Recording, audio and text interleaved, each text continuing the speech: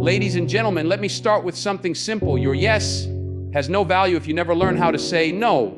We live in a world that will pull on you from every angle. Friends, family, co-workers, strangers, everybody wants a piece of your time, your energy, your money, your focus. And if you don't set boundaries, you will spend your life serving everybody else's purpose while neglecting your own. Saying no is not rejection. Saying no is protection. It is the one resource every single one of us is given equally. You and I, we all wake up every morning with the same 24 hours.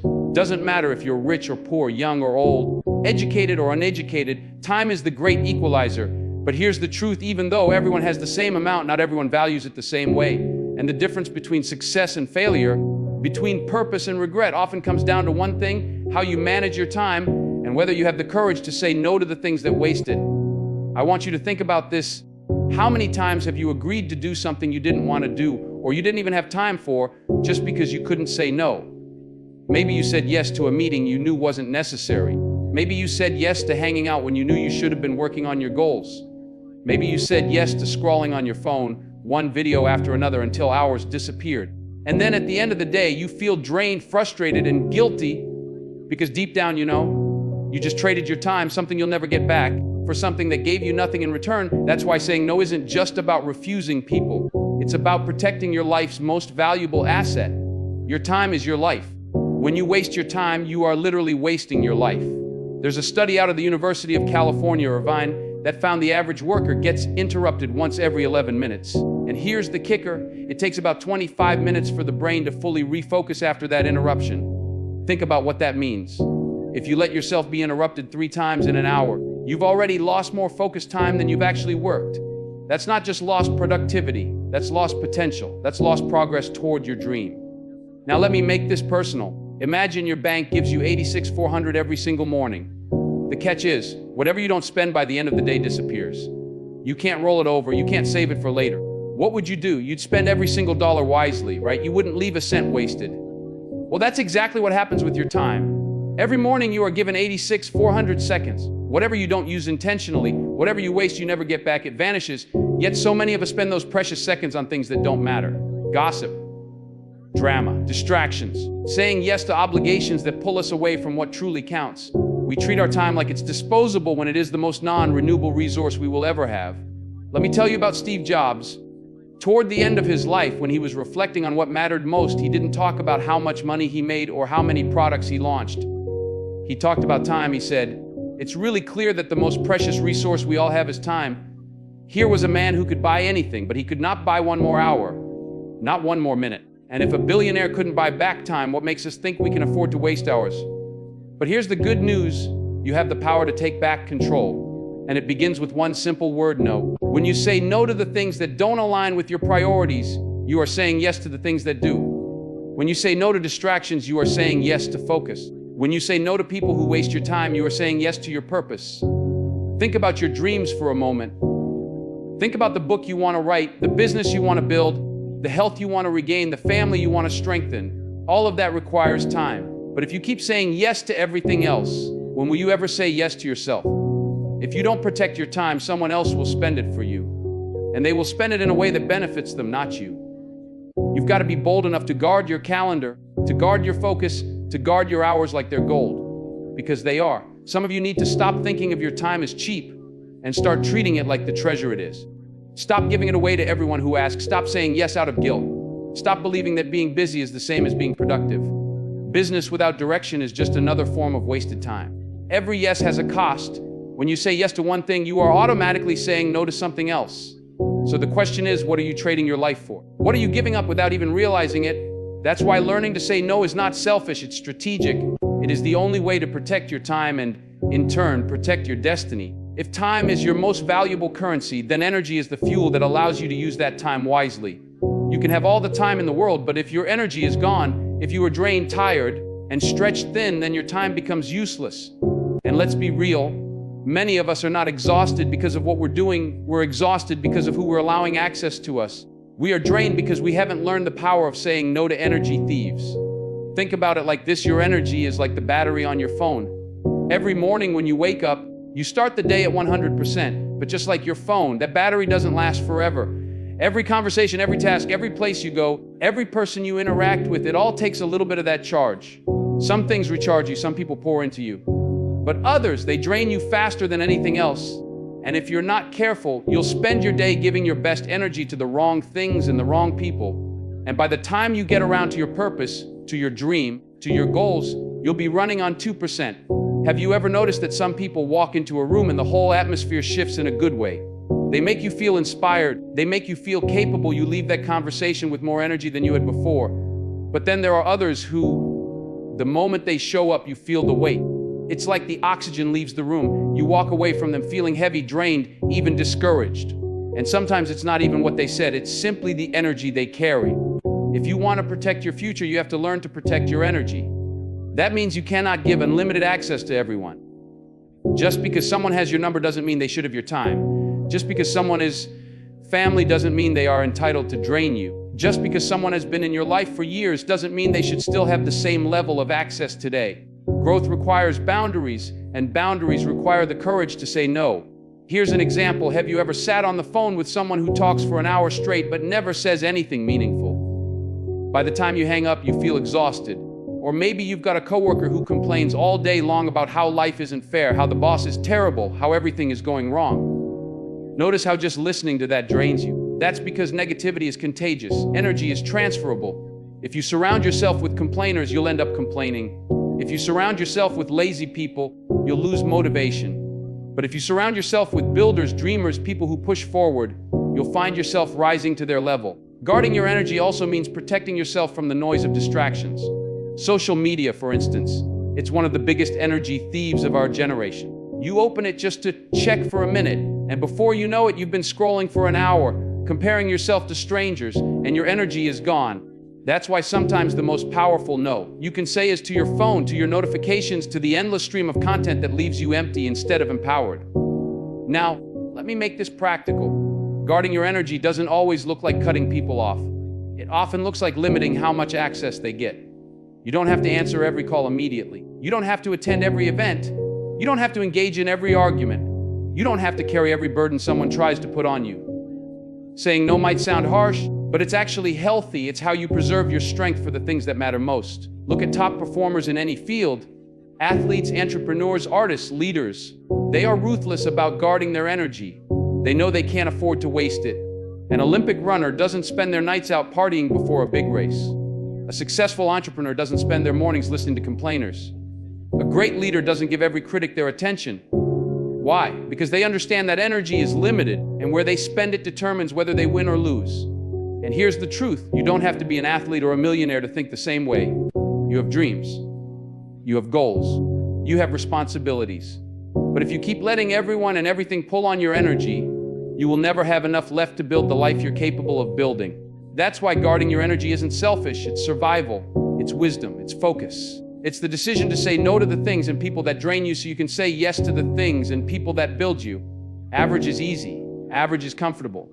Average doesn't require risk, sacrifice, or courage, but average will rob you of greatness. And if you want to live a life of purpose, if you want to look back one day with no regrets, you have to learn to say no, not just to distractions, not just to people, but to average. Here's the truth. Many people never step into their potential, not because they failed, but because they settled. They settled for good enough when they were capable of greatness.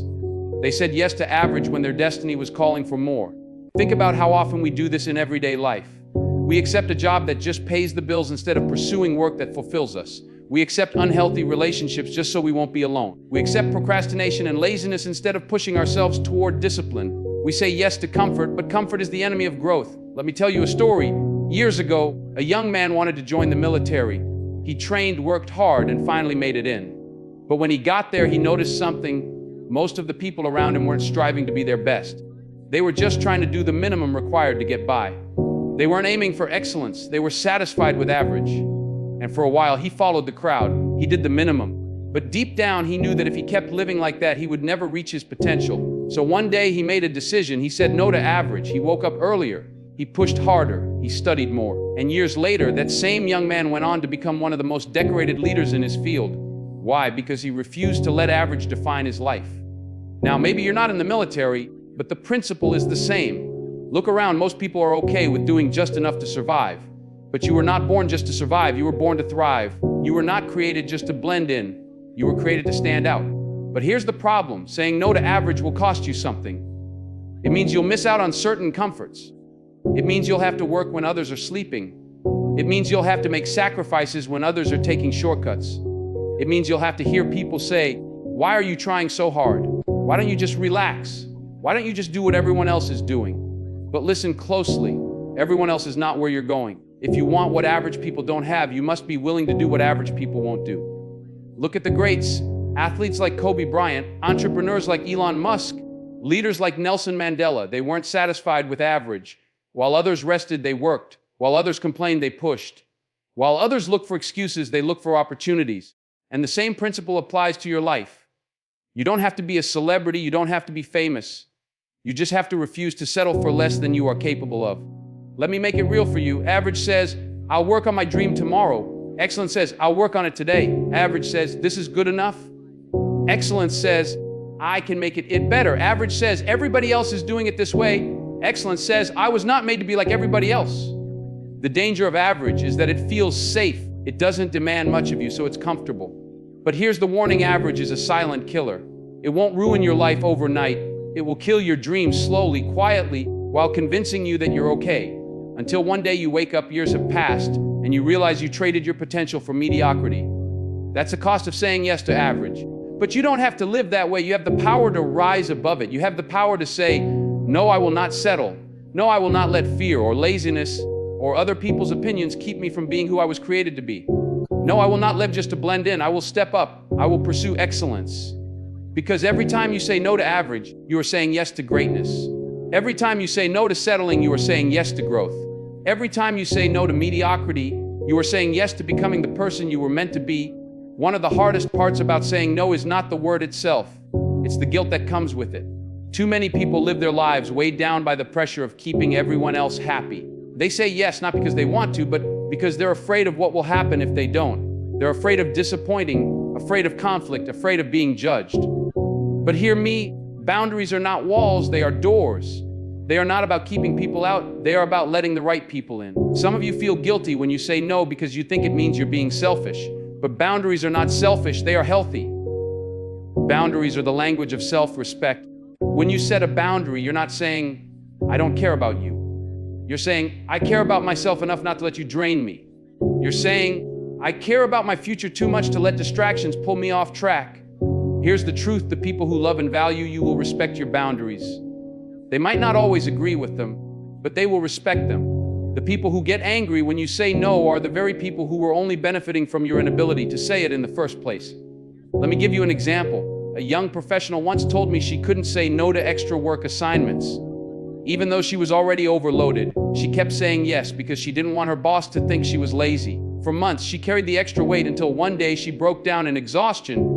When she finally learned to say, "I'd love to help, but my plate is full right now," she was terrified of how her boss would react. Do you know what happened? Her boss respected her even more because he realized she was someone who valued quality over quantity. Setting that boundary didn't ruin her reputation, it strengthened it. And it's not just at work. Boundaries matter in family, in friendships, in relationships. Have you ever noticed how some people always expect you to drop everything for them? They call you last minute, they demand your attention, they put their emergencies on your shoulders as if it's your responsibility. And you rush to help not because you want to, but because you feel guilty. But here's the reality. If you don't draw the line, they will never stop crossing it. There's research in psychology that shows people pleasers experience higher levels of stress and burnout because they constantly overextend themselves. Why? Because they are living life saying yes with their mouths while their hearts are screaming no. And every time they do that, they chip away at their own well-being. You have to remember this. Boundaries don't push healthy people away, they attract them. When you set boundaries, you are teaching others how to treat you. If you don't teach people how to treat you, they will treat you however they want. And more often than not, that means taking advantage of your kindness. Now let me make it personal. Think of your life like a house. Your front door is not open for just anybody to walk in whenever they please. You have locks, you have rules, you decide who enters, and you decide how long they stay. Why? Because you're protecting your home. So why do we protect our houses but not our hearts? Why do we guard our possessions but leave our peace unprotected? Boundaries are the locks and keys of your soul. I know some of you are thinking, but they won't understand. They'll be upset if I say no. And maybe that's true. Maybe some people will be disappointed.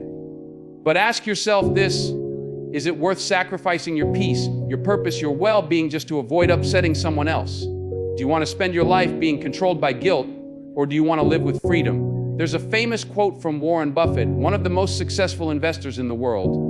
When asked about the secret to success, he said, "The difference between successful people and really successful people is that really successful people say no to almost everything." Think about that. He didn't say they said no because they were rude or because they didn't care. He said they said no because they understood the power of boundaries. Boundaries create focus. Boundaries protect your energy. Boundaries make room for your dreams. And boundaries separate the people who truly respect you from those who only use you. So the next time guilt tries to creep in, remind yourself saying no doesn't make you a bad person. It makes you a wise person. It makes you a person who values themselves enough to live with intention instead of obligation. Because if you don't respect your own boundaries, no one else will. Every yes has a cost. That's something most people don't realize until it's too late. Every time you say yes to something in the moment, you are saying no to something in the future. The question is not whether you're making a trade. The question is, are you making the right trade? Too many of us are living for what feels good right now instead of what will be good for us later. We choose comfort over calling, pleasure over progress, distraction over discipline. But here's the truth: if you want to build a life that lasts, you have to learn how to say no to the short term in order to say yes to the long term. Let me give you a picture. Imagine a farmer in a field. He has a bag of seeds. Now he has two choices. He can eat the seeds right now, enjoy them, and feel satisfied for the moment. But if he does that, there will be nothing to plant, nothing to grow, and nothing to harvest later.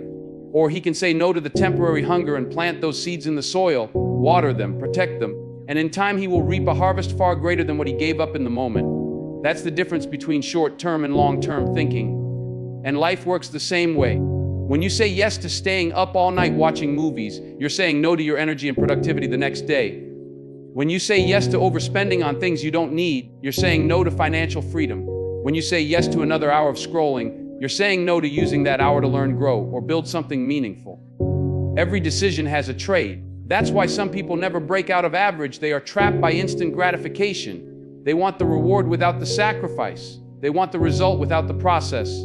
They want success tomorrow while saying yes to habits that keep them stuck today. But greatness doesn't work like that.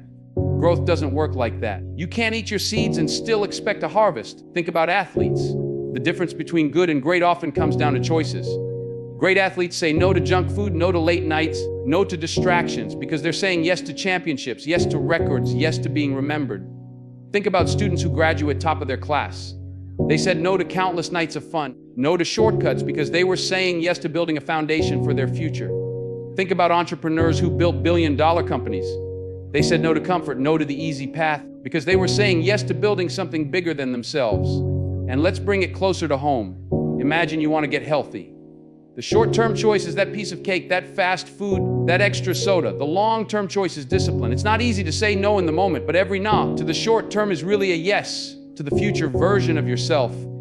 The stronger, healthier, happier you. Here's the hard truth: short-term pleasure is often the enemy of long-term success.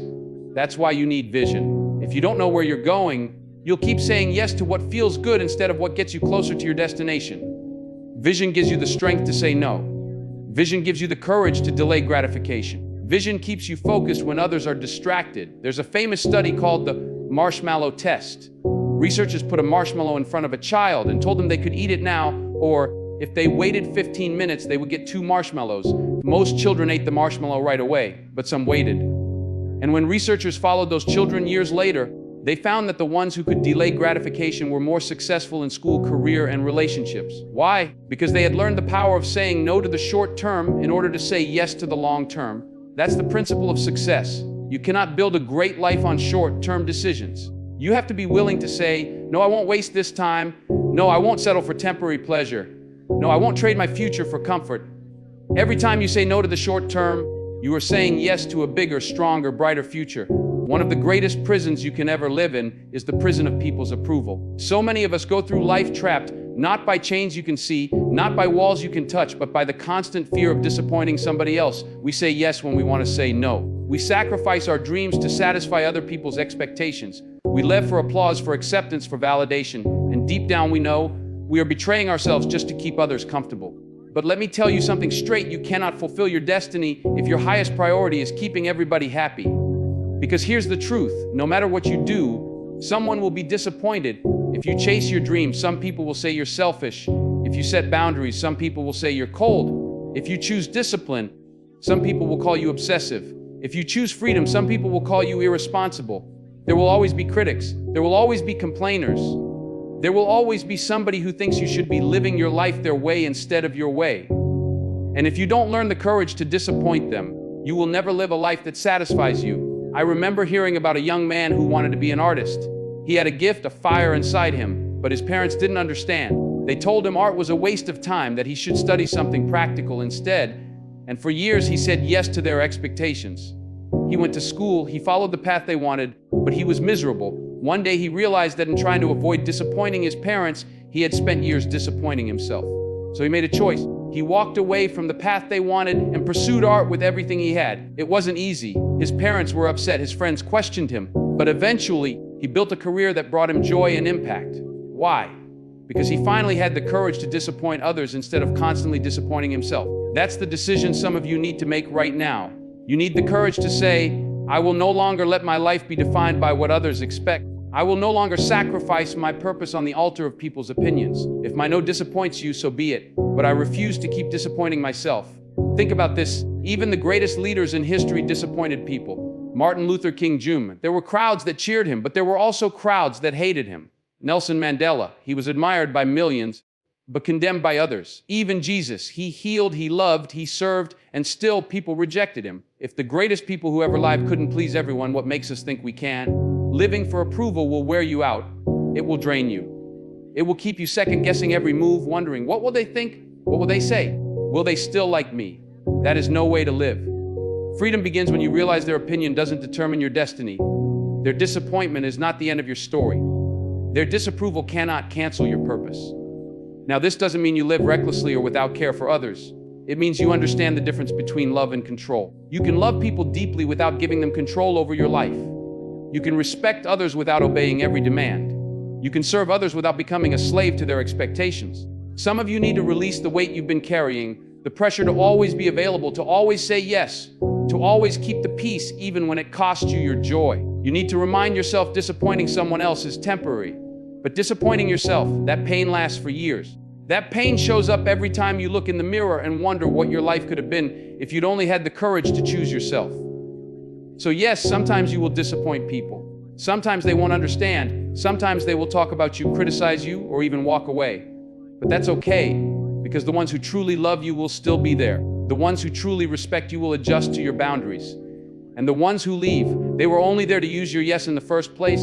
You cannot avoid disappointing others, but you can decide who you're willing to disappoint, you or them. And the day you choose the courage to disappoint others instead of yourself is the day you finally start living free. So the next time someone asks for your time, your energy, your resources, pause. Ask yourself, does this align with my purpose? Does this bring me closer to my vision? Or does this pull me further away? If the answer is no, then have the courage to say it. Not with anger, not with bitterness, but with confidence. Because when you learn how to say no to the wrong things, you finally make room to say yes to the right things. Protect your time. Guard your energy, respect your purpose. Learn to say no and watch how your life begins to change.